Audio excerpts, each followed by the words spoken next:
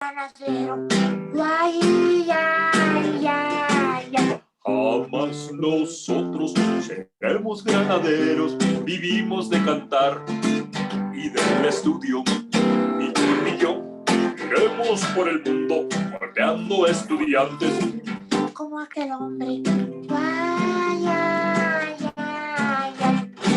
Papá, papá, que Dios nos ha dado un mal sistema a todo el mexicano.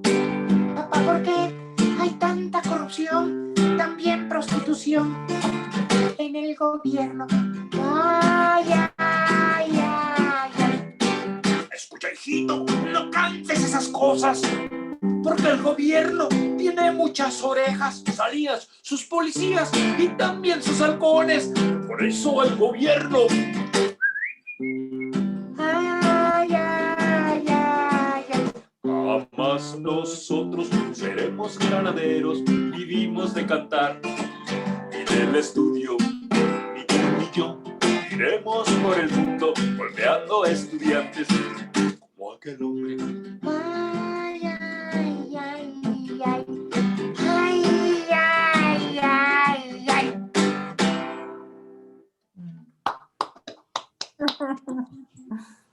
Al contrario, con mi corazón para todas las estudiantes, los estudiantes, para ustedes, compañeras y compañeros que están en esta plataforma. Muy bien.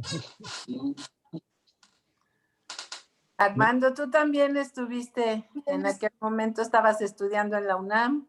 Sí. Armando es periodista, bueno, ya se los contamos.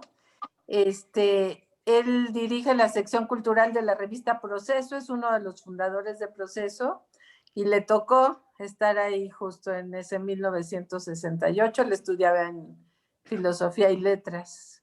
Y bueno, Proceso es el editor de este libro. Hago mi pequeño, miren, mi pequeño comercial es Ellas, las mujeres del 68. ¿Qué nos cuentas, Armando? La prensa en ese momento fue terrible, ¿no?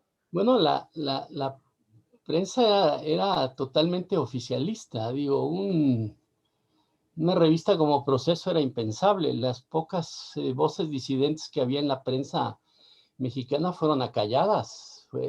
Dominaba la televisión privada.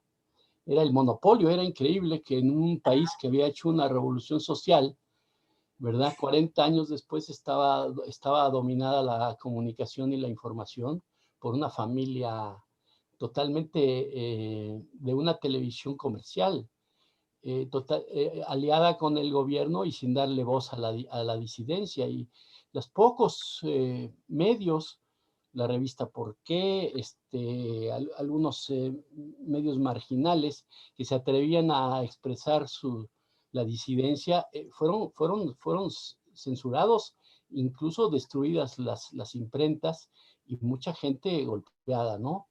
Yo soy de una familia de periodistas. Mi padre era cronista deportivo de Excelsior. Excelsior en el 68 era el mejor periódico de México. Mejor no solo desde el punto de vista de la profesionalización, sino de la difusión.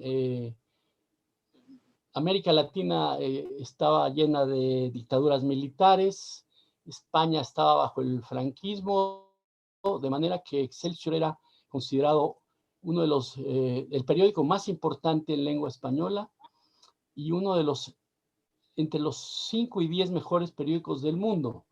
Periódico de larga tradición, pero indudablemente había estado dominado por el conservadurismo. Era el periódico de la vida nacional.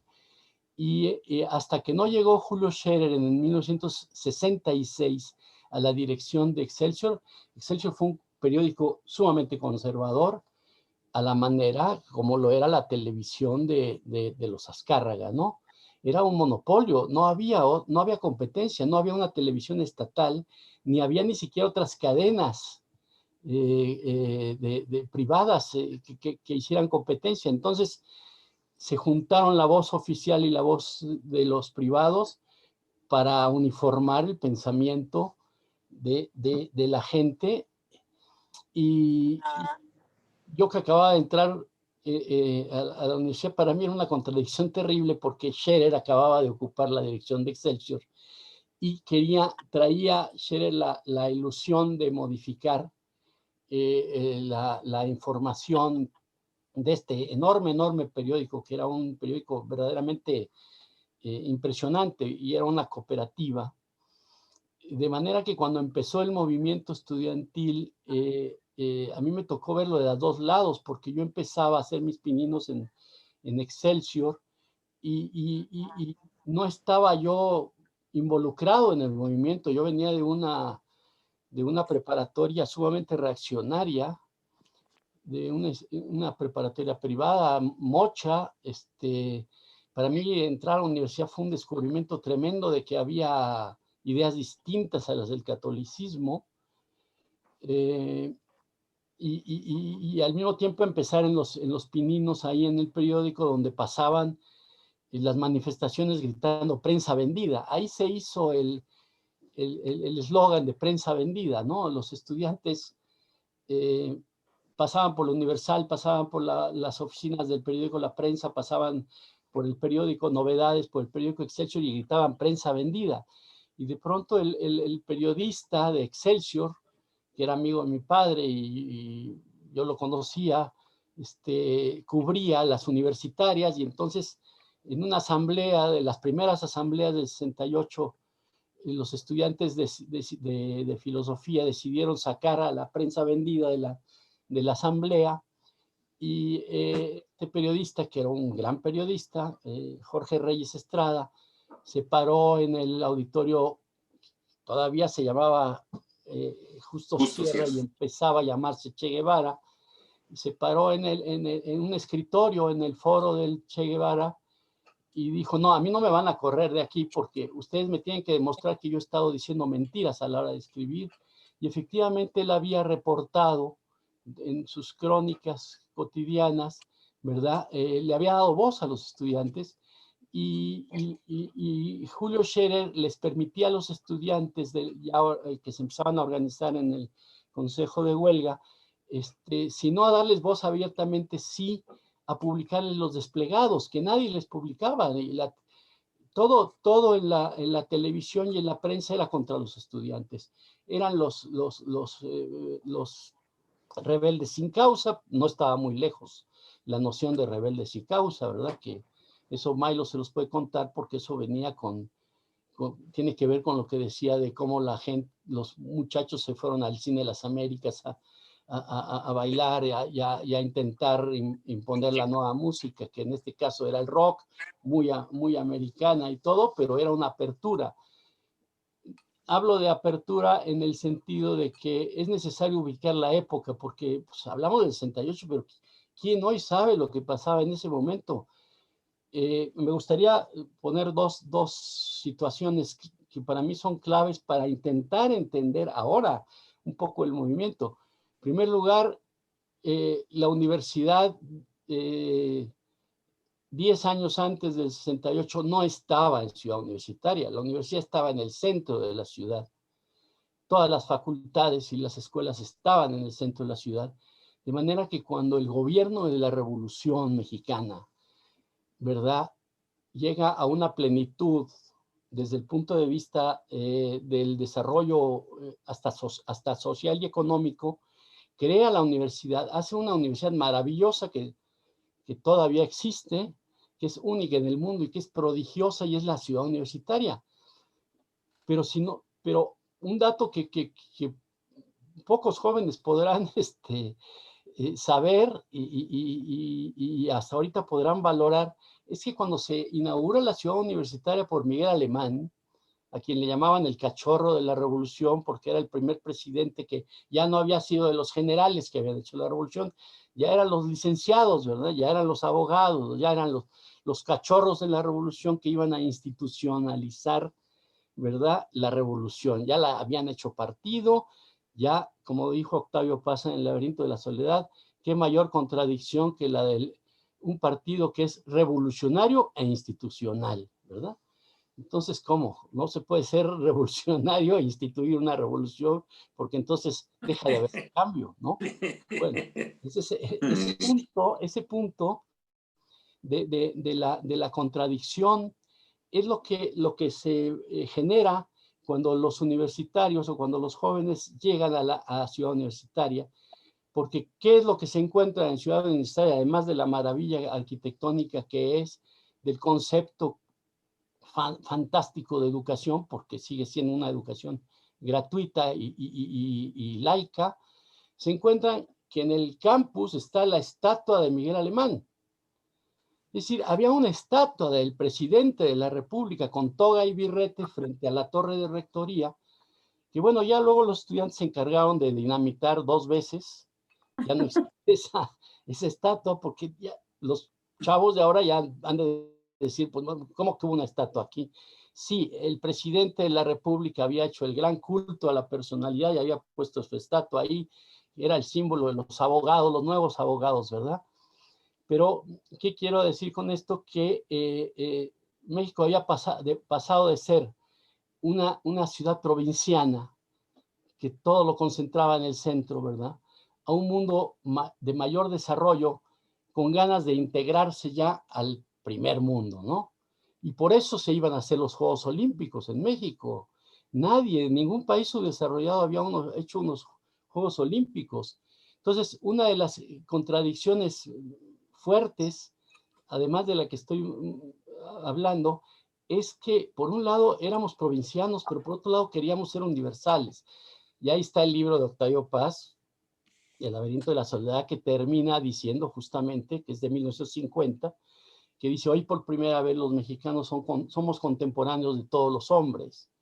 Entonces, ¿qué pasa con estos jóvenes que llegan a esa universidad maravillosa del primer mundo, que no tienen que pagar un peso, que vienen en su gran mayoría de las clases populares, pero que también hay una gran cantidad de las clases medias, ¿verdad? ¿Y qué pasa? Pues que tienen una conciencia, ¿verdad? Porque se hizo una revolución en este país, ha dado frutos, y de pronto los jóvenes estudiantes se reúnen, ya no están dispersos en el centro, se reúnen en un solo lugar, pueden hablar de lo mismo, pueden tener puntos de vista compartidos, y descubren que la revolución, ¿qué pasó con esa maravillosa revolución que le está dando educación gratuita y laica?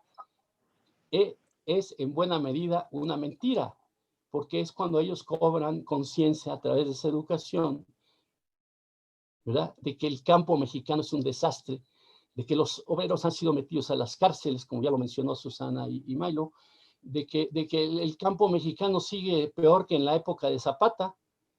O sea, la conciencia de los estudiantes es lo que permite esta organización. Y bueno, y eso es aquí en México, pero vayamos al mundo. O sea, se acababa de terminar la guerra mundial, estábamos en plena guerra fría, o sea, se están peleando los rusos y los gringos por el poder del mundo. No solo es la lucha por a ver quién llega a la luna, sino es la lucha armamentista. Y además se están peleando el predominio político y económico del mundo, y tenemos, claro, indudablemente la Revolución Cubana, que se da en 1960, ¿no? 62, ¿verdad? Y entonces están metidos los rusos y los gringos peleándose el mundo entero. Y claro, proliferan las ideas marxistas, pero el sistema revolucionario mexicano es plenamente capitalista, aunque tiene un discurso muy cercano al socialismo.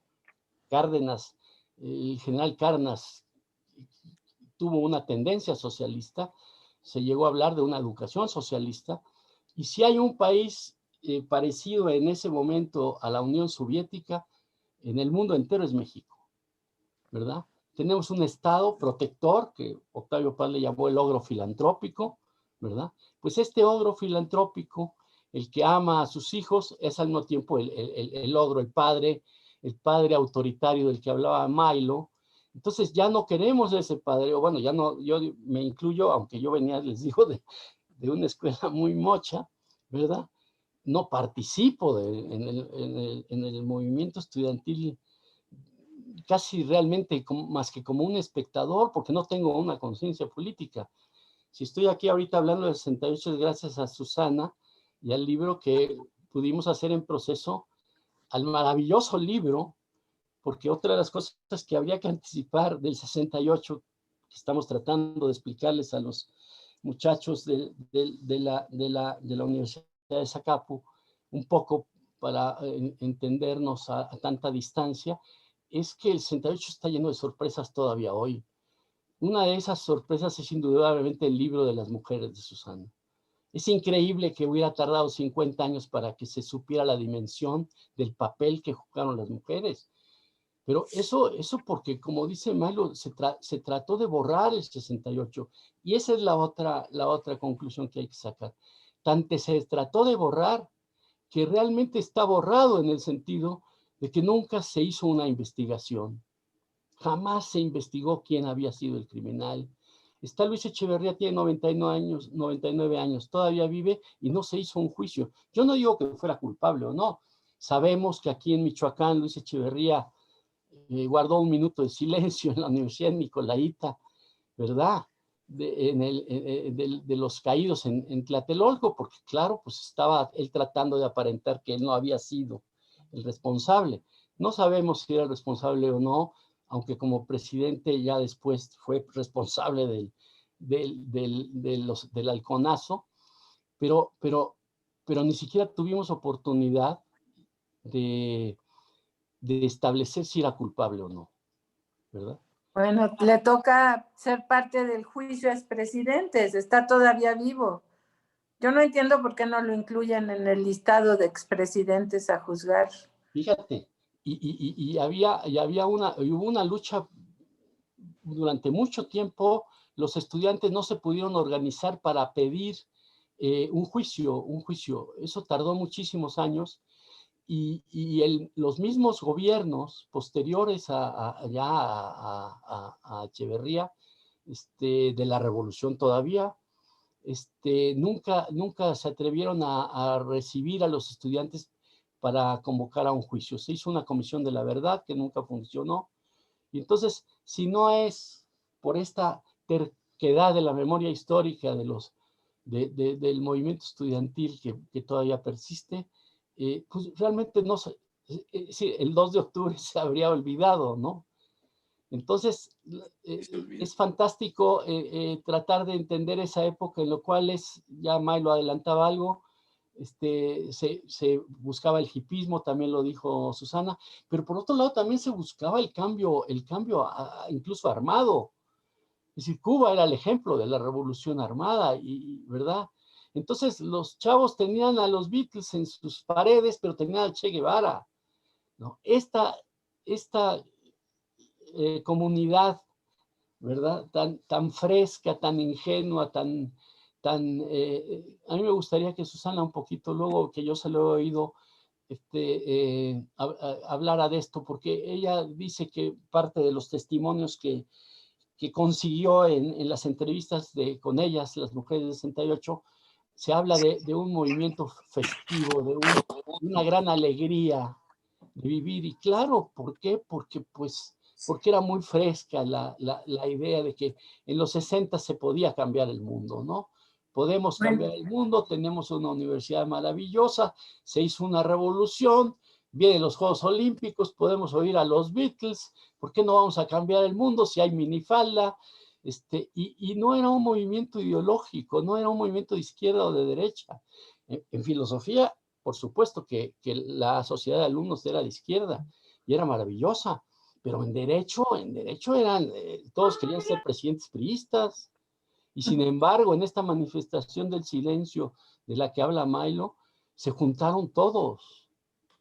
Y si vemos las fotos, pues la mayoría vamos de corbata, con trajecito. Bueno, y es importante, ¿qué pedían qué se pedía en el movimiento del 68?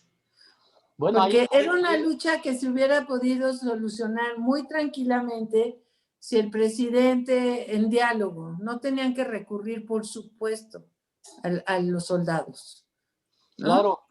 Claro, y estaba Milo contando de cuando el informe del presidente, que el presidente Díaz Ordaz es muy autoritario, muy muy despectivo con los estudiantes, le estira la mano, ¿verdad?, en el Congreso, y, ¿verdad?, y dice, mi mano está extendida para el diálogo, ¿verdad? Un diálogo que nunca quisieron, pero dice, mi mano está extendida para el diálogo, aquí está mi mano, ahí se las doy a ustedes para que ustedes la tomen.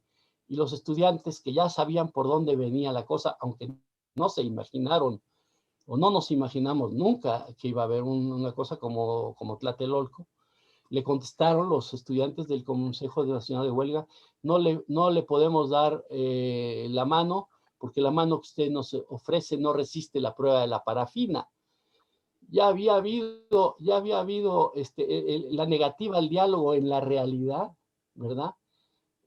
Dice Susana, eso hubiera sido la solución. Bueno, hubiera sido la solución para ese momento y para 50 años de historia de México. Nosotros hubiéramos entrado ahí a la era democrática de México, si en ese momento el gobierno se abre y tiene un diálogo, pero no podía haber un diálogo porque había los intereses que ya estaban metidos en México. El presidente era un presidente que hablaba de revolución, pero era un presidente fascista, ¿verdad? Mira, aquí está. ¿Saben qué pedíamos? 1, indemnización para los familiares de los compañeros caídos al inicio del movimiento. 2, libertad a los compañeros presos, que estaban presos porque sí.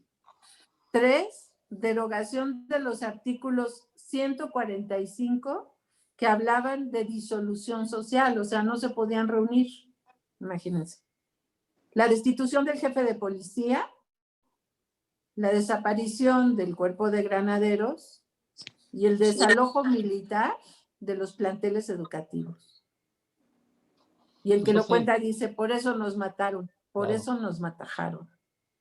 Entonces, la reacción de Octavio Paz ante esta solución, entre comillas, que solo se dio en México, es la gran contradicción del movimiento estudiantil en México, ¿no? Es decir, ¿por qué caímos en esa contradicción? Pues porque el país vivía una contradicción terrible, ¿no? Si se había desgastado esa revolución, se había traicionado esa revolución, ¿no? Entonces, yo pienso que el resultado, el producto, la respuesta del gobierno fue totalmente desproporcionada a todo lo que hoy podemos leer en este maravilloso libro, de todo lo que se pensaba en ese momento. Por eso yo digo que, Susana, sí estaría padre que nos hablaras de esta alegría con que los estudiantes salieron a las calles a protestar y que se ganaron el cariño de la gente, ¿eh? La gente estaba con los estudiantes. Por supuesto que todos. sí, ¿no? Sí, hubo una solidaridad social increíble en esa época, pero miren, esto que dice Armando, a mí me gusta mucho citar a una gran titiritera mexicana que se llama Mireya Cueto. Ella decía, las tiranías no soportan 2 cosas, la risa y el arte. Y eso fue clave en el 68.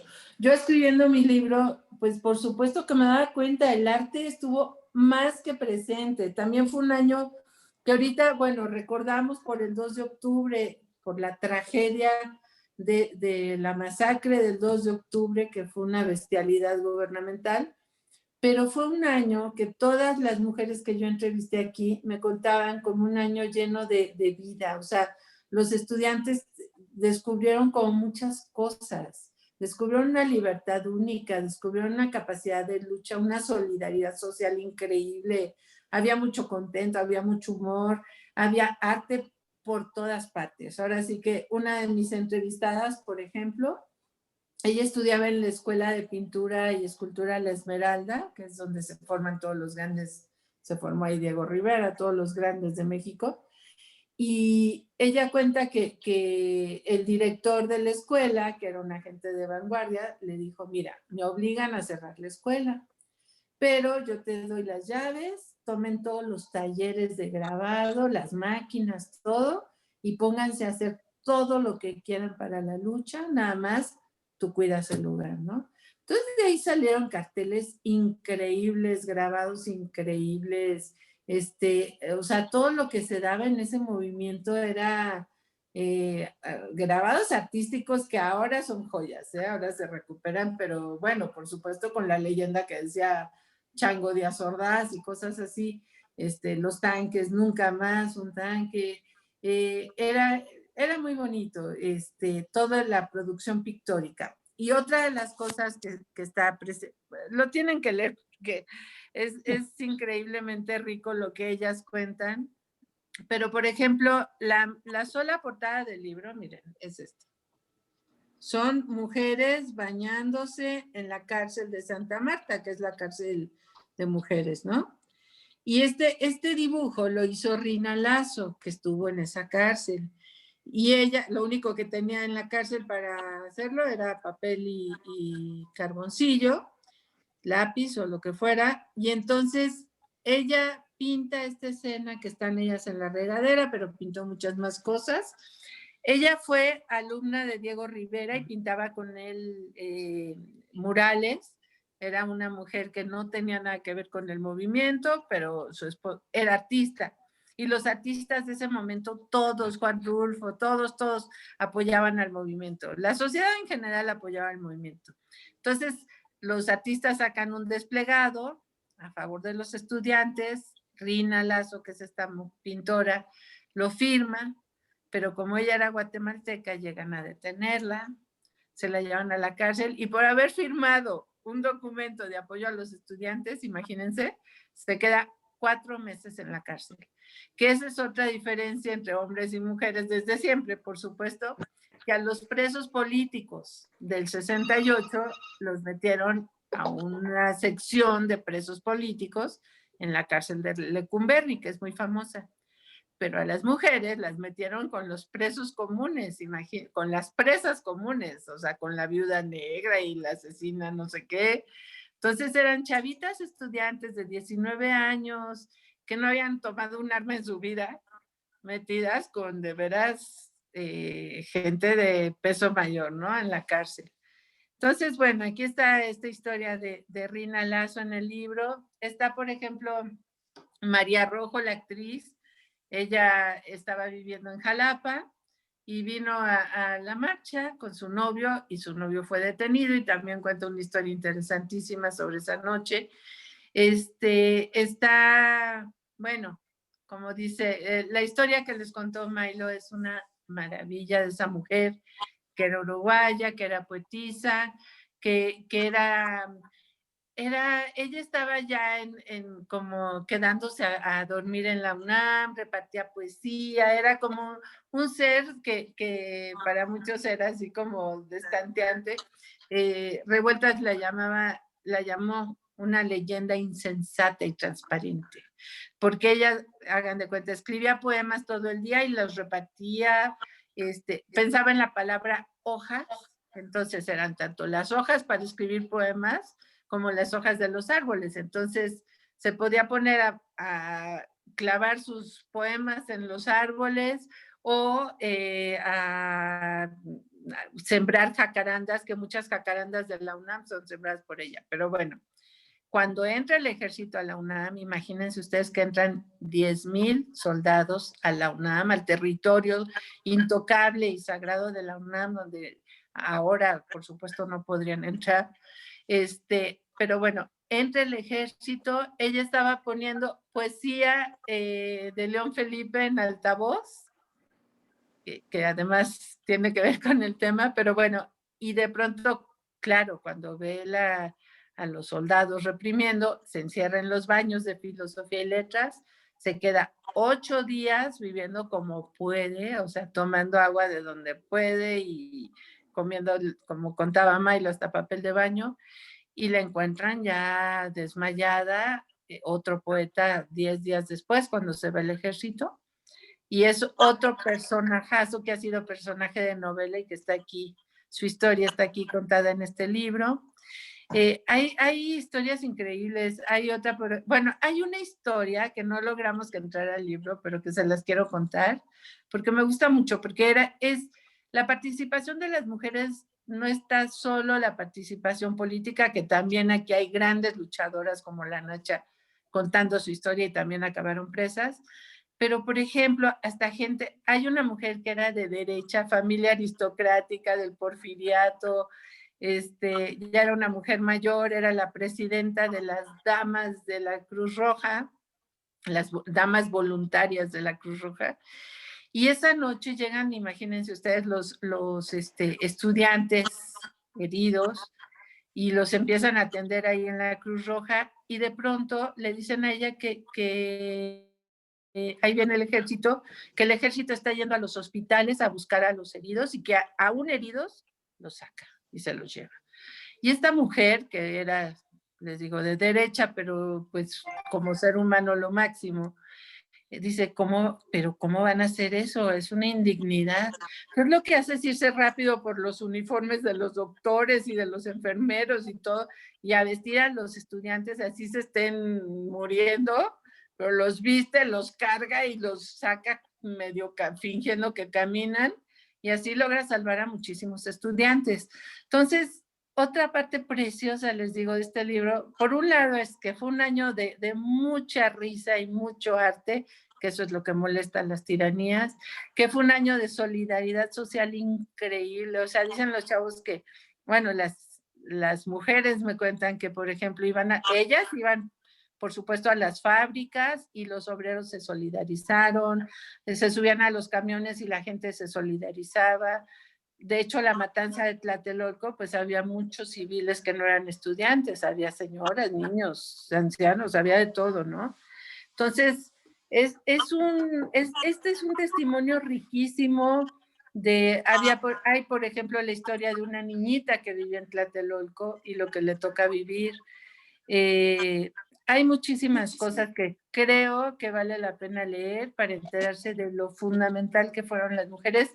Por supuesto, no son todas las que son y están todas, como dicen, pero este panorama es un ejemplo hermosísimo de la presencia de las mujeres, una presencia que de veras estuvo multiplicadísima. Por ejemplo, dicen también que ellas se la pasaban boteando, ¿no? Por ejemplo. Y entonces, pero si iban al banco a cambiar las monedas, los banqueros les decían, no te cambiamos, las veían estudiantes y hippies, ¿no? Entonces ellas les pedían a sus mamás. Entonces había el comité de mamás de chisme que pasaba la voz, el comité de mamás que iba a cambiar las monedas al banco. Había, por ejemplo, otra cosa solidaria, eran los chicleros, los que venden chicles en la calle, les hacían el favor de ir a cambiar las monedas al banco.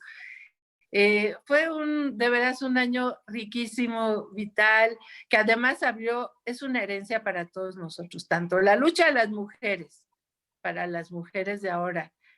Si ustedes leen la historia de estas mujeres no lo van a creer porque estaban peleando no solo por la política, sino por supuesto por el derecho a estar presentes en la lucha, por el derecho a usar minifalda, por el derecho a hacer el amor, por el derecho a hacer el arte, muchos derechos están aquí planteados desde ese año. El año 68 fue un despertar mundial, como les decíamos.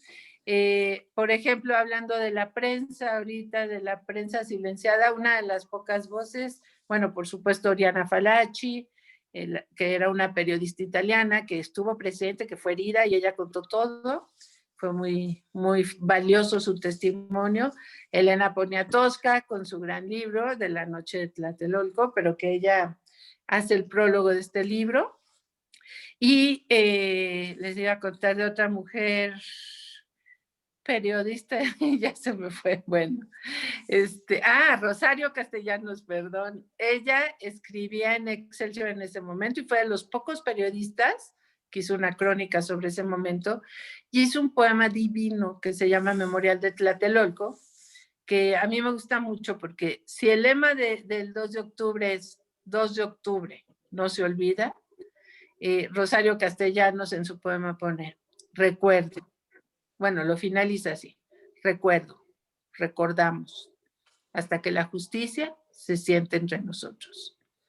Entonces, bueno, es un libro maravilloso. Yo creo que hay que que leerlo por el testimonio de estas mujeres que a mí, que soy quien tuve la fortuna de entrevistarlas, me ha dejado pasmada, chicos.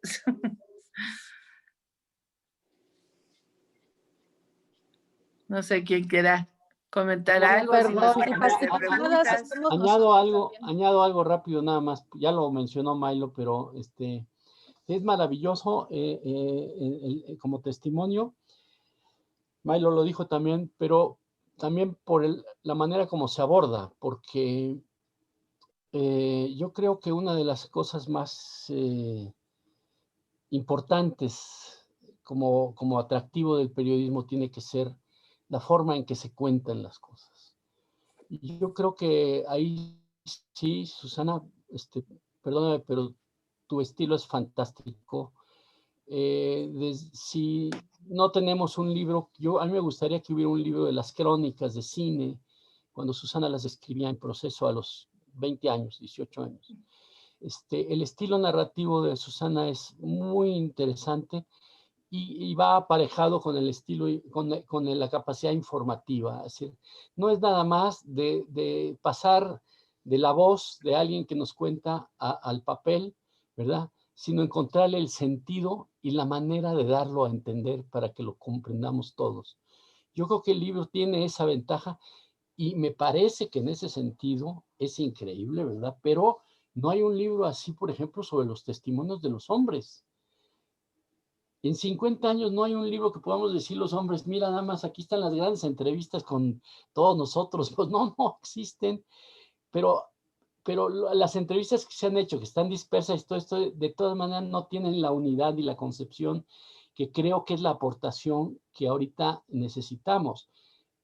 Una de los momentos iniciales de este libro es cuando Susana lo presentó en el Salón de la Plástica Mexicana, justo el día que se hacía la manifestación de las mujeres en el Zócalo, ¿verdad? Entonces, el momento que fue de coincidencia, no es que se había dado así, ¿verdad? La manifestación no estaba programada, se presentó, yo creo que tener la unidad, lo que resume el estilo, la investigación y la forma de transmitirlo, ¿verdad? En ese momento fue muy importante porque estaba reflejando el espíritu de las mujeres de hoy, que es, yo me atrevería a decirlo, ¿no? Ahí sí, Milo, que tiene un alma totalmente femenina, podrá corroborarlo, ¿verdad? Como él siempre lo dice, pues es el mismo espíritu que el que tenían las estudiantes del 68. Entonces, sin esta unidad del libro, se puede leer, por supuesto, pero si logramos captar esta unidad, creo que lo vamos a disfrutar más. Claro. Pues, además, por ejemplo, el lenguaje de ellas, ustedes que son jóvenes ahorita, les juro que estas mujeres los sorprenderían. Por ejemplo, aquí está Rebelde con Causa, ¿no? Que es esta mujer. Ay, no. Bueno, sigan platicando porque estaba buscando un... Ah, miren, dice, eran tiempos de vanguardia en todo, menos en el trato a la mujer. Entonces ella dice, tenías entonces que estar agradecida. Es Elisa Ramírez, hija de un gran psicoanalista, Santiago Ramírez, que hizo ¿cómo se llama su gran libro, Armando? Psicoanálisis del mexicano. Sí. Bueno, entonces dice, ella dice, Elisa Ramírez, eran tiempos de vanguardia en todo, menos en el trato a la mujer. Tenías entonces que estar agradecida, tenías que sentirte muy bien y tenías que hacerles caso. Además del ambiente acosador, al que antes se le llamaba coquetería y se le llamaba envidia porque sacabas 10, eso eras la consentida del profesor. Todo el mundo estaba pendiente de lo que hacías, lo que vestías y lo que no. Pero el milagro fue que a pesar de todo eso, a pesar de estudiar muchísimo y a pesar de tener ese ambiente juzgador, nos divertíamos. Éramos unos azotaditos, éramos unos profunditos, éramos unos intensos, como dirían ahora, y así llegamos al 68. Entonces yo creo que a ustedes les puede hacer mucha empatía, ver cómo eran una generación muy vanguardia. ¿Tú qué dices, Maelo? No, quería comentar que además esto que estamos abriéndolo a las compañeras y compañeros, a las preguntas, me gustaría que ellos pensaran en un referente que es muy cotidiano. Pensemos en el caso del documental Rompan Todo.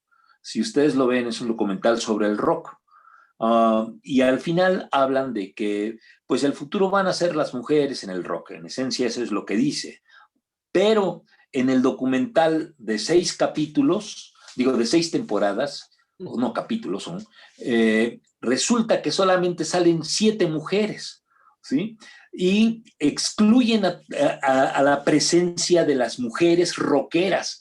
Y aquí nosotros hemos tenido cantidad de mujeres rockeras y que sería interesantísimo escuchar sus voces, y así como lo ha recogido Susana, saber qué dice Jessie Bulbo, qué dice Eve Russell, qué dice la Cecilia Toussaint, qué dice Nina Galindo, qué dicen, por ejemplo, las ultrasónicas, qué dicen las compañeras que han hecho historia del rock como Tere Estrada o el caso de Patricia Peñalosa. Es decir, que hay muchas cuestiones que han quedado excluidas y estamos hablando de una historia que fue estrenada en a finales del año pasado o en este año me parece, y que habla sobre la historia del rock, pero las mujeres quedan excluidas.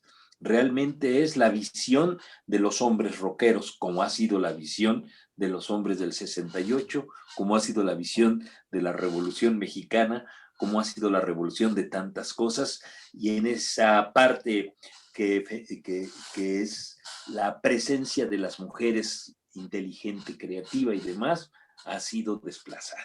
Y pensemos en donde ustedes me digan y allí va a haber mujeres. Y tienen que hacer muchas cosas para que puedan trascender. Ahí está el caso de Sor Juana Inés de la Cruz. Si es que no hace ella poesía y si no es que escribe tan bien y si no es que lo hace tan rigurosamente, no va a tener esa trascendencia. Es decir, que tiene un triple trabajo: enfrentarse a su momento, enfrentarse a la crítica y trascender, ¿no?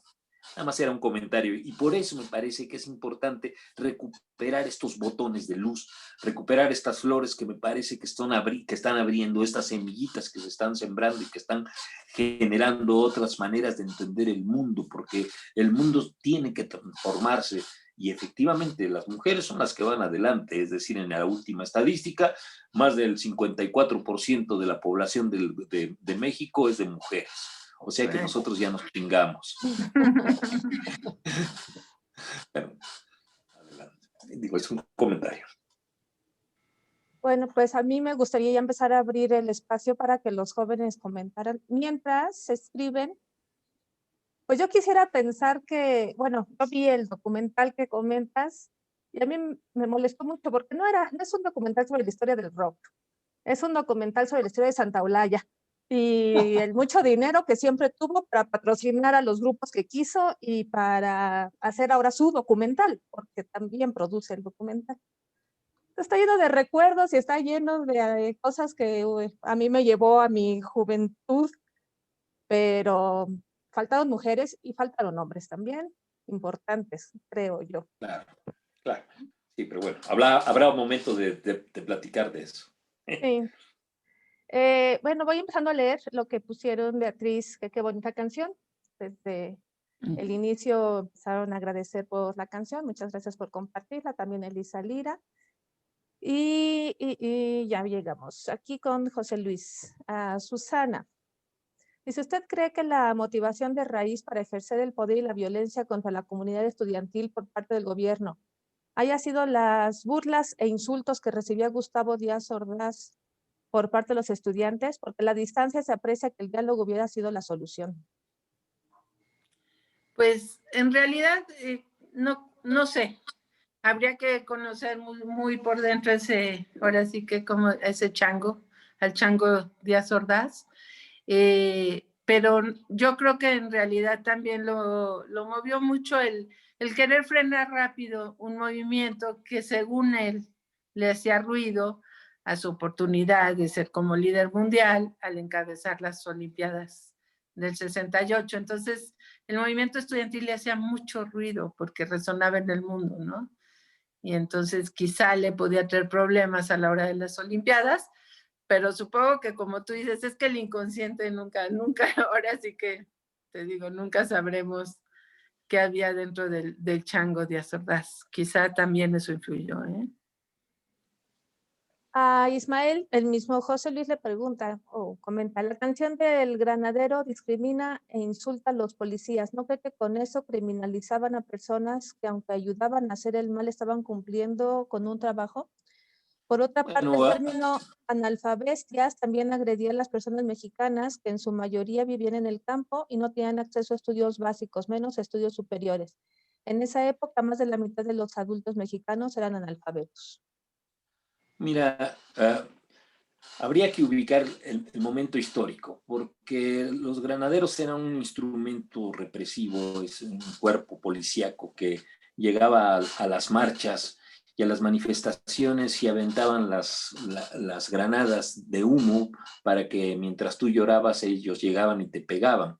Y no había control. Imagínate, para el que hizo la pregunta, que van persiguiendo a los estudiantes del Politécnico y los estudiantes del Politécnico se meten en la vocacional 5 y los maestros salen a decir, ya, aquí están tranquilos, no les va a pasar nada. Y llegan los granaderos y entran y golpean a los maestros y golpean a las compañeras y golpean a los compañeros, porque se hace una valla de compañeros, de compañeras, y van tras de los que les parece que son los que han provocado el conflicto con la Isaco Choterena. Entonces, es un momento histórico, habría que entenderlo, ¿sí? Es un momento histórico. Ahora, en esta cuarta T se ha disuelto los granaderos, es decir, Claudia Sheinbaum, cuando los anunció, dijo, esta es una demanda del 68 y bueno, los granaderos quedan ahora extinguidos. Por lo menos de forma lo dijo, ¿no? Y en esas condiciones habría que entender que no es lo mismo que tú lo estés contemplando en este momento a como nosotros lo estábamos viviendo. Y no es lo mismo al chavo que le dan un par de bofetadas, las reacciones que van a tener, al chavo que ve ese par de bofetadas desde lejos y piensa que no debe de responder a la mejor el niño. Entonces, en ese sentido, lo que yo pediría es que ubicaran el momento histórico en el que estamos viviendo. Muy bien.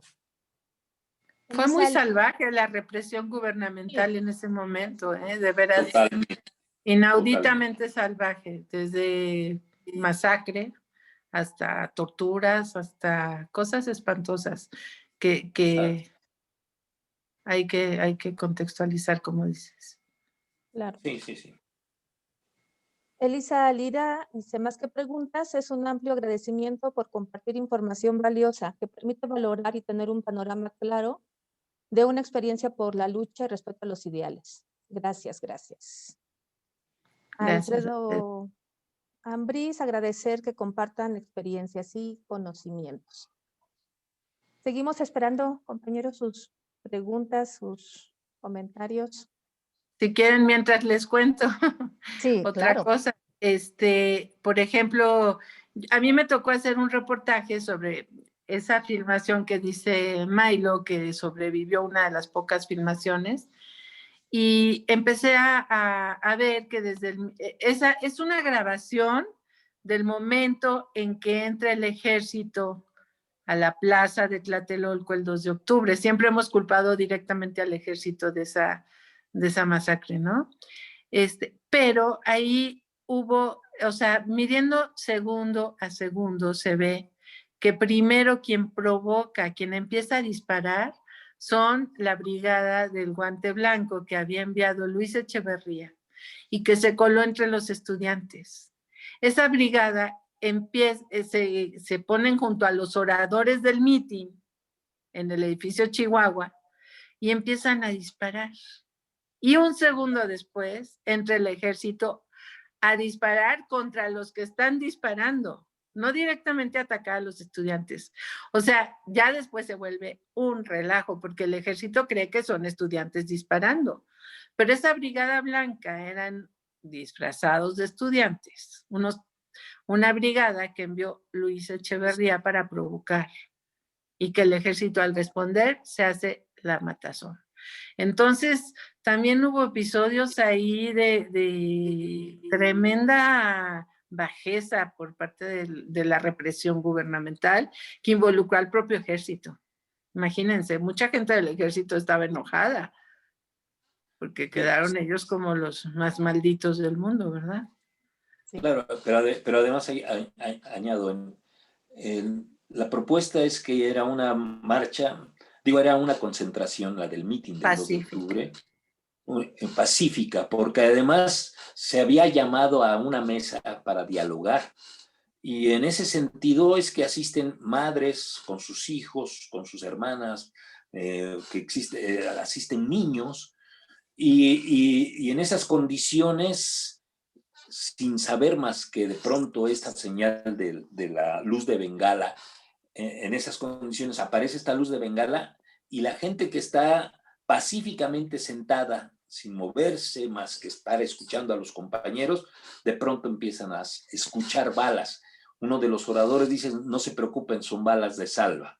Pero como han dicho varios compañeros, digo, ahorita no me voy a detener quiénes, pero me decía uno de ellos, Luis, cuando de pronto yo vi que el compañero que estaba a mi lado empezó a sangrar y lo traté de levantar y ya no pude, en ese momento dijimos, estos no son balas de salva. Y se produce un caos. Por eso, repito, habría que entender las condiciones en las que se genera toda la situación y habría que seguir dialogando en ese sentido con el movimiento. Y creo que, repito, el diálogo que ha establecido Susana con respecto a las mujeres me parece que es invaluable. Claro, y pregunta Alfredo Ambriz que si se tiene alguna relación entre el movimiento estudiantil de 68 y los movimientos de las normales, específicamente con Lucio Cabañas. Desde mi punto de vista, creo que eso se da después.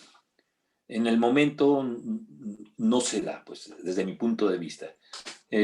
Pienso como dice Armando, era un movimiento que tenía muchas aristas, donde estaban incluidos los hippies, donde estaban los maoístas, los trotskistas, los guevaristas, los del PC, había mucha gente, y había gente que era demócrata o gente que veía el mundo de otra manera, diferente a cómo se estaba estableciendo por parte del gobierno mexicano, pero no se había dado esta conexión desde mi punto de vista. Pienso que uno de los resultados va a ser el movimiento guerrillero y que la guerrilla se va a abrir en varios caminos, es decir, desde la 23 de septiembre, el MRM, el Movimiento Revolucionario, las FARC, el movimiento del FUS, Frente Unificado Zapatista. Va a haber muchísimas opciones después y obviamente va a haber conexiones con la guerrilla, principalmente de Guerrero.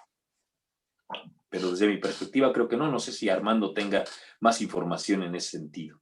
Sí, no, digo, por supuesto se discutía la posibilidad de hacer la revolución por las armas, pero era una discusión intelectual. Digo, en realidad el movimiento era pacifista, ¿no? Ese es el signo mayor del movimiento. Digo, por supuesto que había gente que se radicalizaba y gente que, bueno, pues estaba discutiendo el marxismo también, ¿no?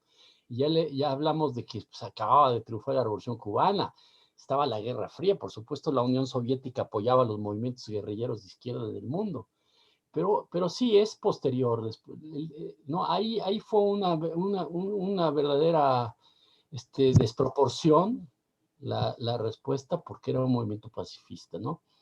Y el gobierno, como vienen los Juegos Olímpicos, entonces el lema olímpico decía, ofrecemos la paz y la amistad a todos los pueblos de la tierra. Ese era el lema de 68, ¿no? Y entonces la gran contradicción que los estudiantes veían en ese momento es cómo que le estamos ofreciendo la amistad y la paz a los pueblos de la tierra si no se la ofrecemos a los campesinos, si no se la ofrecemos a los obreros, si vivimos en medio de la injusticia. Es decir, aquí el sentimiento estudiantil, que es el que surge surge de una conciencia, que es la conciencia de que nos han engañado, porque efectivamente la revolución manejaba un lenguaje muy revolucionario, es decir, el gobierno manejaba un lenguaje muy revolucionario, y además había logros suficientes para estar orgulloso de eso. Habíamos nacionalizado el petróleo. Ningún país en el mundo había nacionalizado el petróleo. México era un paladín de la paz a nivel internacional. Era la doctrina Estrada de la autodeterminación y no intervención de los pueblos. Toda América Latina eran dictaduras militares, México no. O sea, estábamos orgullosos de nuestra política internacional. Pero cuando viene la contradicción, eso es lo que llama la atención, eso es lo que crea la conciencia. Y esta conciencia se genera a través del discurso engañoso de un gobierno que ya no cree, ya está hablando sin contenido, ¿no? Sin sustancia. Y es ahí donde creo que el gobierno no tuvo estuvo por debajo de la población. Si el gobierno se volvió reaccionario cuando la población en gran medida era una población muy, muy progresista. Los mexicanos de los años 60 adoraban la paz y querían, y bueno, habíamos tenido el movimiento muralista, había una efervescencia, ¿no? Entonces yo creo que sí, ya lo del movimiento guerrillero viene después, mayor desencanto, pero no son los estudiantes lo que querían era estudiar. Sin soldados. Bueno, claro, y entonces... Ni granaderos. Bueno, por supuesto que no era una cuestión personal, como se dice en Milo, no. Digo, si ahora decimos chango a Díaz Ordaz, pues no nos vamos a arrepentir ahorita por decirle chango, porque no era una cuestión personal, ¿no? Y era feo, pues no era una cuestión personal, estábamos describiendo a un sistema. Era feo. ¿No? Porque Pasolini en Roma, en el movimiento estudiantil de Roma, sí se para un día en un coche y empieza a increpar a los estudiantes y les llama burgueses porque están insultando a la policía. Dice, muchos de ustedes son hijos de esos policías. Sí, pero la conciencia que tenía Europa, el desarrollo, etcétera, es muy distinto al nuestro. Los italianos llegaron al eurocomunismo antes que nadie, es decir, a que por primera vez los sistemas comunistas podían llegar al poder por medio de elecciones. O sea, son cosas temporales muy distintas, como dice Milo. No podemos juzgar con los ojos de hoy la desproporción sanguinaria de lo que ocurrió ahí, ¿no? Es decir, no es personal. Claro. En fin, ya me estaba desviando. No, muy enriquecedor. Bueno, y hablando de influencias y de represión, imagínense, es terrible que los chicos de Ayotzinapa venían justo al aniversario del 2 de octubre.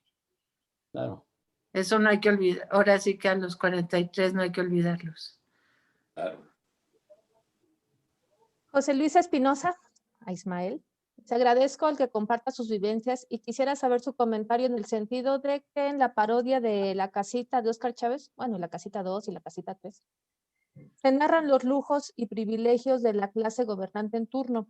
¿Por qué cree usted que durante décadas la sociedad siguió tolerando esta clase de injusticias?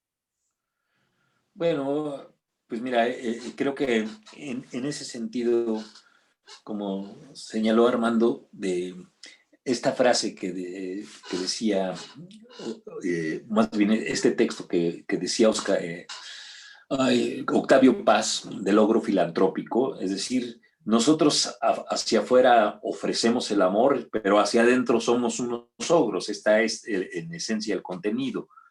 Y la situación de la injusticia había creado una clase política que cada vez se volvía más poderosa y que lo hemos heredado. Todavía estamos en el 2021 y hay una clase política muy poderosa La corrupción, digo, basta ver todo lo que sucedió en el gobierno de Peña Nieto, cómo dejó al país, donde pisaras allí, había una mina que te iba a explotar.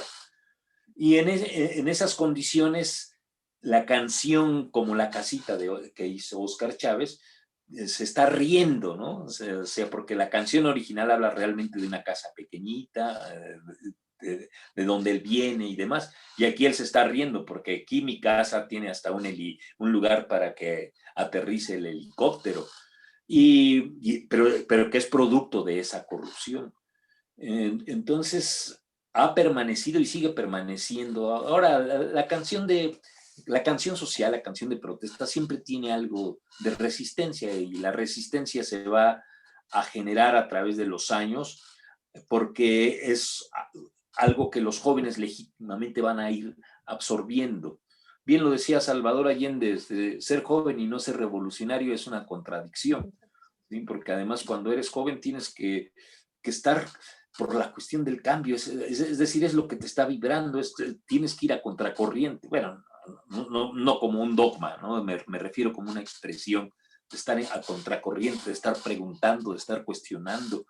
Y la canción social ha tenido justamente esta perseverancia por lo mismo, porque hay estas identidades que a pesar de los saltos de los años siguen existiendo, ¿sí? Y bajo esto lo podemos observar con las canciones desde la época de la Revolución, incluso desde la época de la colonia, desde la época en que se hacían las canciones a los conservadores, que era la de los cangrejos, y que ahorita se podría cantar perfectamente bien, cómo estos individuos caminan para atrás desde el punto de vista político. Entonces, me parece que eso es parte del sustento que le da a la canción y que se le ha dado a Óscar Chávez y que le ha dado a muchas compañeras como Judith Reyes, que a pesar de haber sido excluida de todo, ahorita un grupo de jóvenes y de mujeres están haciendo un disco para Judith Reyes, por ejemplo.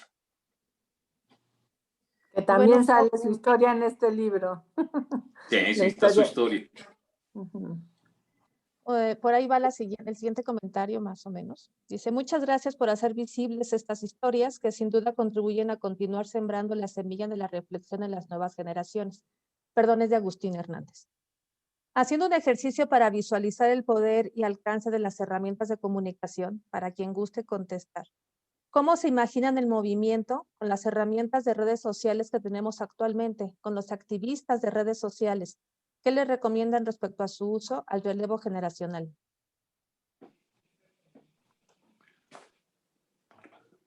Todos. Armando, tú eres acá, ¿no? Susana, ustedes que han trabajado más en los medios. Bueno, pues yo creo que hubiera sido una cosa tremendamente imparable, no sé. Claro. Si con los recursos que tuvieron lograron esa empatía nacional, no sé, ¿eh? No. ¿Tú qué opinas, Armando? No, sí, hay ejemplos en el mundo de lo que ha pasado. El presidente Aznar cayó en España en una semana por una mentira. El presidente de Egipto cayó por las redes sociales. No, indudablemente que, digo, el problema no son las redes sociales, sino el uso de las redes sociales, que indudablemente están transmitiendo todo, pero en esa época, digamos, había muy poca opción para transmitir. La televisión estaba vedada, los periódicos estaban vedados, por eso se crearon esas formas, los volantes, el volanteo, esto que hablas, Susana, tú Los grabados. Sí. De los grabados de los estudiantes de San Carlos, de los de la Esmeralda, modos de comunicación muy rudimentarios, pero que funcionan. Bueno, si nos vamos 100 años más atrás, pues ¿cómo se hizo la Revolución Mexicana? Pues sí, no, ¿verdad? Entonces, no, claro, indudablemente que las herramientas actuales son poderosísimas, pero también se pueden usar al revés, ¿no? Claro, sí. Por un lado, y por otro lado, creo que en el 60 también es importantísimo no solo las redes, que no es lo mismo todos en su casa transmitiendo mensajes, a estar en las calles. La calle. O sea, es además- importantísimo combinar las dos, solo combinando las dos cosas, yo creo, se podría lograr un efecto bestial, pero no solo el Internet. Creo que la presencia humana es todavía importantísima. Sí, y yo nomás añado, creo que hubo creatividad en la manera de comunicarse y se pegaban cuestiones, se pegaban pequeñas pegas que les llamaban a los camiones. Pero hay una historia que les quiero comentar que es bien bonita. De pronto en el Politécnico dijeron, nos están reprimiendo por todas partes, ¿qué hacemos? Y entonces alguien dijo, oigan, ¿y si llevamos a perros con consignas? Pues órale, y a juntar perros. Entonces se juntaron una buena cantidad de perros y entonces a los perros le pusieron GDO asesino, Ejército Sal de la UNAM, cantidad de consignas y entonces fueron en la madrugada en una camioneta a soltar a los perros y toda la gente decía, ni modo que agarren a los perros. ¿Quién te mandó? ¡Pa, pa! Contesta, ¿verdad? ¡Pa, pa! Eres un perro. ¡Pa, pa! Okay. Y en ese sentido tuvo un gran impacto este momento que fue parte de la creatividad para contrarrestar toda esta ofensiva que existía por parte de los medios y entonces había que buscar, nuestras brigadas eran eso, es llegar a los camiones y subirnos en los camiones y cantar y decir lo que estaba sucediendo, llegar a los mercados y se fue generando una relación espontánea hacia abajo y esto es lo que permitió que en los mercados nos regalaran realmente toneladas de naranjas, que nos dieran toneladas de zanahorias y que eso es lo que nos iba a alimentar dentro del movimiento. De tal suerte que, bueno, pues no hubo eso y concluyo. Había una cosa que se llamaban los tajes, que era tasajear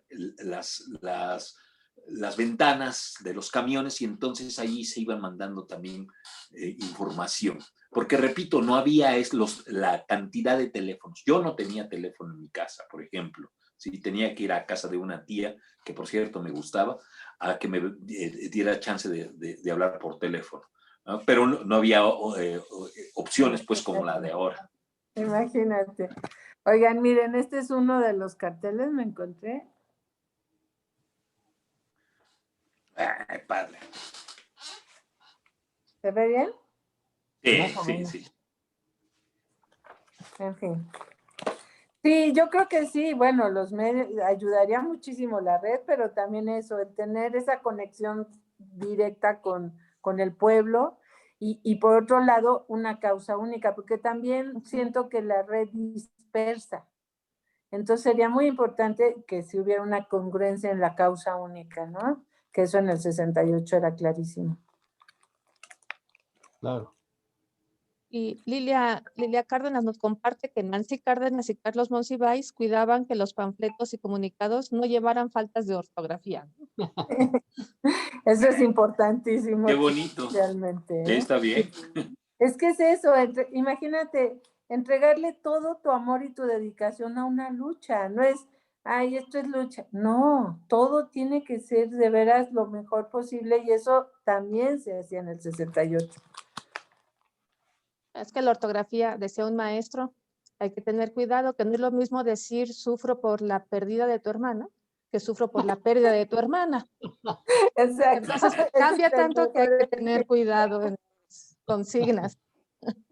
Bueno, hay una anécdota que creo que Armando sabe mejor, que a Villa en la Revolución le mandan un telegrama y le dicen, ¿qué hacemos con los prisioneros? Sí. ¿Los asesinamos o los encarcelamos? Y él contesta, sí, ¿cómo es, Armando? No, coma, no matarlos, pero el telegrafista le pone coma. Sí. No, coma, matarlos, los asesinan. Sí, por una coma. Por una coma. Sí, claro. Claro. Bueno, claro, es que yo creo que gran parte, ya, a lo mejor me estoy saliendo, pero gran parte de los problemas de una sociedad es haber perdido la capacidad de escribir y de leer. Claro. Porque ese es fundamental para la organización, para la conciencia de una causa justa. Digo, las causas injustas no necesitan saber leer, ¿no? Pero las causas justas Claro. sí, para saberse comunicar. Y esa creatividad de la que están hablando Susana y Milo era esencial porque es la única manera que se sabía, ¿verdad?, que se podía convencer. Porque como era un movimiento pacifista, ya lo dijimos, pues no era un movimiento de que agarraras las armas y convencieras con las armas. No, era que tenías que convencer a la gente desde la calle que estuviera contigo, porque todos los medios estaban hablando mal de ti, ¿no? Pero Claro. la gente, y la gente de la calle, la gente incluso muy pobre, gente analfabeta, si ustedes quieren, se identificó con el movimiento porque sabía que era un movimiento sincero y se sabía transmitir esa sinceridad porque era genuina. Entonces ahí, pues claro, si las redes sociales te pueden ayudar, pero si no eres sincero, pues no vas a llegar, no se llega a nada tampoco. Se llega al caos, se llega al Claro. caos. Ahora, aquí el caos al que se llegó en Tlatelolco no fue culpa, obviamente, de la capacidad organizativa de los estudiantes, ¿no? Sino Claro. de esta soberbia del gobierno, ¿no? Ya se mencionó aquí, de la soberbia de Díaz Ordaz de quererse llevar el cartel por delante, pero habiendo olvidado que esta misma revolución es la que le había prometido a la gente que había que educarse y que había que ser mejor. Por eso los estudiantes del 68 creían que se podía ser libre. Claro. Sí, sí, eso se creía, ¿no? Pero la contradicción estaba detrás. Paz mismo lo dice también, ahora que se habló que habló Milo también del logro filantrópico, en la crítica de la pirámide que hace Paz en el laberinto de la soledad, dice, ¿cómo es posible que hubiéramos hecho un Museo Nacional de Antropología, donde el centro del museo es la exaltación a los indígenas, y a los indígenas los discriminamos en la calle? Claro. Les Esa dicen nacos. contradicción era perceptible para los estudiantes, Claro. pero no para el gobierno, Claro. ¿verdad? Sí, dice también Lilia que el poema sobre Tlatelolco de José Carlos Becerra es importante leerlo.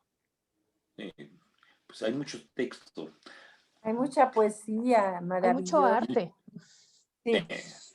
Bueno, hay un libro que recopiló Marco Antonio Campos que se llama Los poemas del 68. Claro. ¿Cómo no? Oye, Armando, y el poema que publicó la revista de la universidad es maravilloso, de Eduardo Santos. Sí, hombre, yo quería, estuve buscando mi ejemplar ese porque lo conservo. Es un ejemplar de la revista de la universidad que se publicó en noviembre del 68, que es un recuento del movimiento. Y Claro. en la contraportada venía un poema hermosísimo de este muchacho Santos. Ajá. Qué lástima que no, pero cualquiera lo puede buscar en la enciclopedia Google. Sí, de Eduardo Santos, es un diálogo fíjense, entre un muchacho y una muchacha universitarios. Muy bonito, precisamente hablando de eso, de que queremos cambiar el mundo, queremos hacer el mundo, y él le dice a ella, claro, de acuerdo a los cánones de la época, no tengas miedo, amor mío, vamos adelante, ¿no? Ya pasará. Ya pasará. Ya pasará. Sí. Bueno, pues ya está pasando. Pues sí. Nada más que se cure nuestro presidente, porque si no.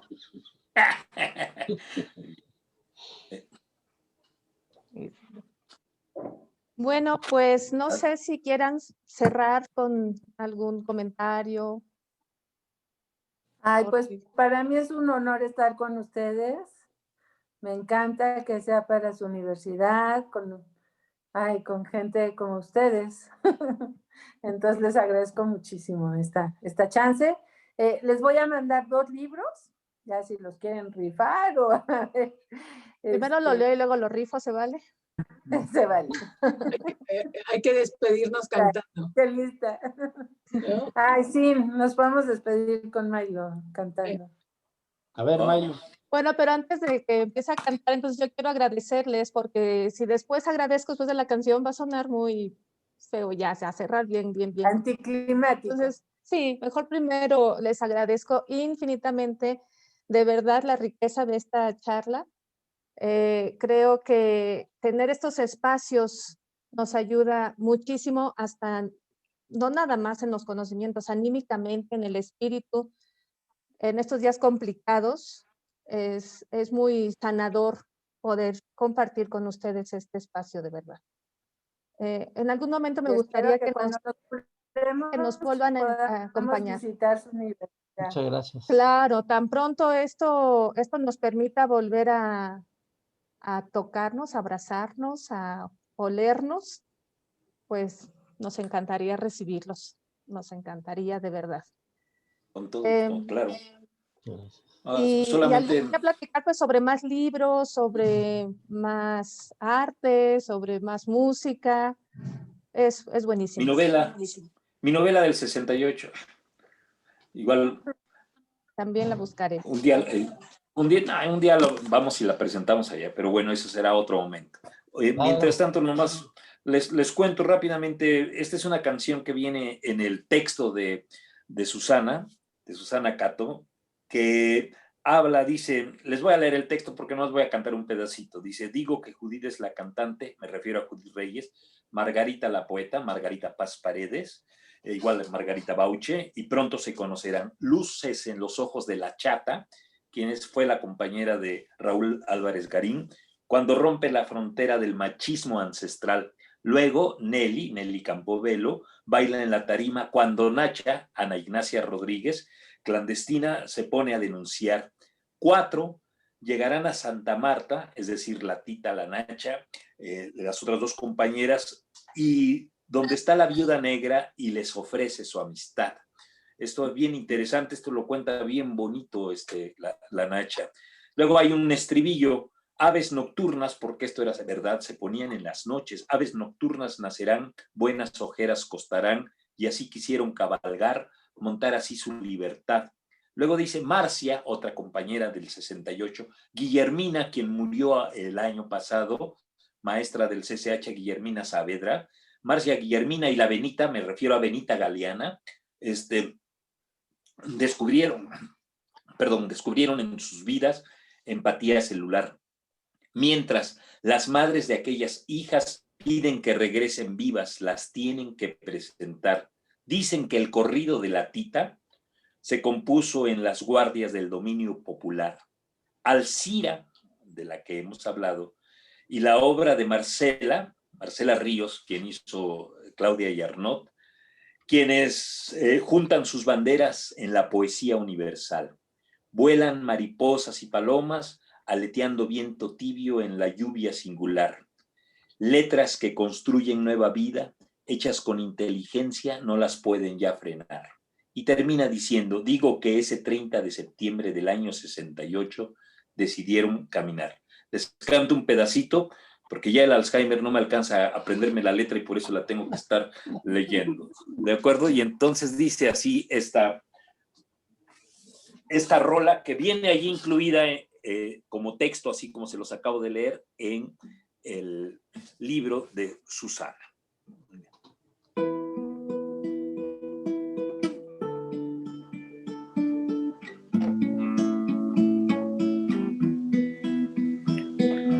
Digo que Judith es la cantante, Margarita la poeta, pronto se conocerán.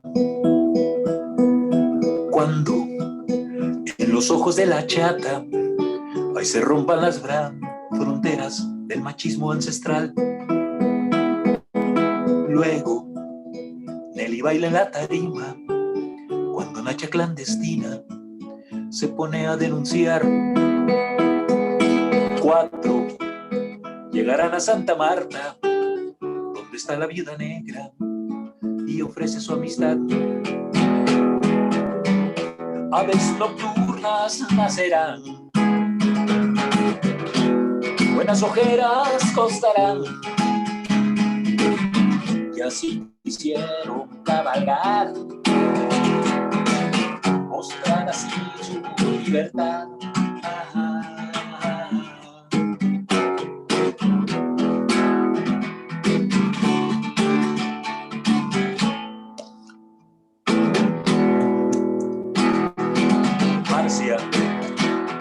y la Benita descubrieron en sus vidas la empatía celular.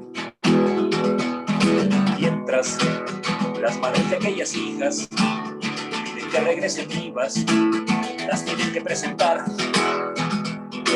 Dicen que el corrido de la Tita se compuso en las guardias del dominio popular. Aves nocturnas nacerán,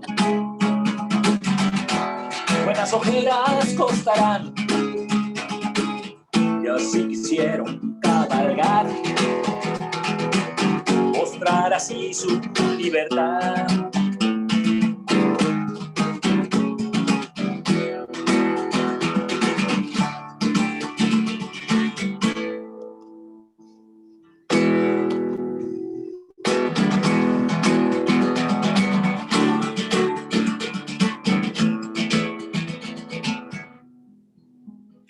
Alcira y la obra de Marcela, quienes juntan sus banderas en la poesía universal. Vuelan mariposas y palomas, aleteando viento tibio en la lluvia singular. Letras que construyen nuevas vidas, dichos con inteligencia, no las pueden ya frenar. Digo que ese 20 de septiembre del año 68 decidieron caminar. Digo que ese 30 de septiembre del año 68 decidieron caminar. Aves nocturnas nacerán, buenas ojeras costarán, y así quisieron cabalgar, montar así su libertad. Aves nocturnas nacerán, buenas ojeras costarán, y así quisieron cabalgar, montar así su libertad.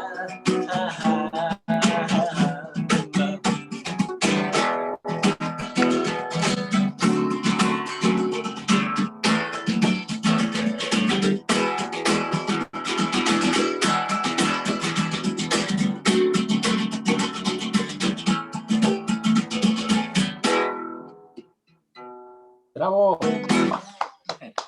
Bravo, bravo, Maino. Te agradece, muy amables, gracias, muy amables. Con el corazón me despido. Las labores propias de mi sexo me llaman y nos vemos pronto. Gracias, Susana. Gracias, Albert. Gracias a Lilia. Gracias a Cruz José Luis. Gracias a Gabriela. Gracias a Agustín. Obviamente a nuestra anfitriona, a Cruz Alejandra, nuestro gran amigo, Armando, Susana. Todo mi corazón para ti y para ustedes. Nos vemos pronto. Gracias, gracias a todos. Gracias, Lilia. Gracias a la doctora Fabiola Lanís desde aquí. Gracias a todos. Gracias a todos. Quédense en casa, por favor.